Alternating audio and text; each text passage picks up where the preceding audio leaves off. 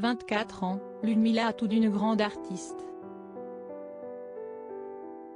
Ce samedi 4 mars, la jeune femme a envoûté les coachs de The Voice en reprenant Taxi d'Angèle lors de la deuxième soirée des auditions à l'aveugle.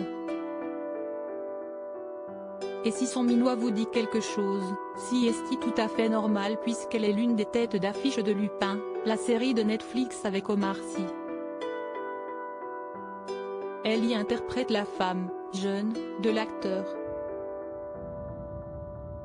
Vianney, Big Flo et Oli et Amel Bent se sont retournés sur sa prestation, et si est avec cette dernière qu'elle a décidé de continuer l'aventure. Pour Gala.fr, elle évoque son passé, son présent, mais surtout son futur.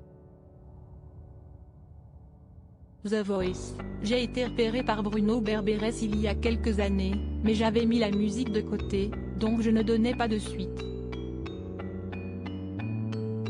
Et depuis quelque temps, je poste à nouveau des covers, j'ai été recontactée, et j'ai décidé d'accepter. Et à ma grande surprise, la suite a été positive.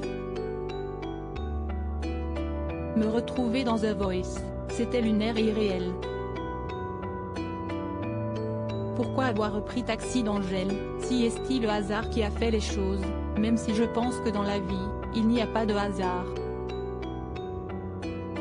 En fait, je cherchais quoi chanter pour les auditions à l'aveugle, et le titre est apparu dans ma playlist. Les paroles me touchaient, alors je l'ai choisi. Devant les fauteuils des coachs, j'étais terrorisée.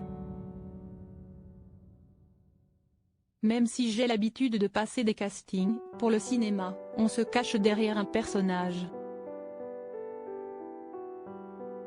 Là, on se retrouve seul, face à soi-même, on ne voit même pas les visages des coachs. Je ne pensais qu'à une chose, aller au bout de ma chanson. Amel Bent, sa coach, son discours était intelligent, pointillé. Elle m'a rassurée, et surtout son univers me touche. The Voice, Sophie Tapie, Fanny Leb. Ces enfants de stars et ex-célébrités qui ont participé à l'émission connue grâce à Lupin, j'ai plutôt bien géré la notoriété qui est arrivée. Je recevais énormément de messages adorables sur les réseaux sociaux. Ici, si est-il vrai que ça a pris une grande ampleur. Actrice ou chanteuse, alors oui, je me suis posé la question avant de me lancer dans The Voice, de peur que les gens ne comprennent pas ma démarche, est-elle chanteuse ou actrice? Mais, je ne veux pas faire de choix. Je me dis qu'en Amérique, ils sont chanteurs, comédiens, danseurs, réalisateurs. Pourquoi en France, on n'aurait pas le droit?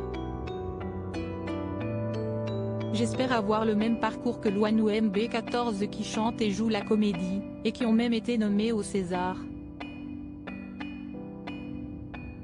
Faire des comédies musicales?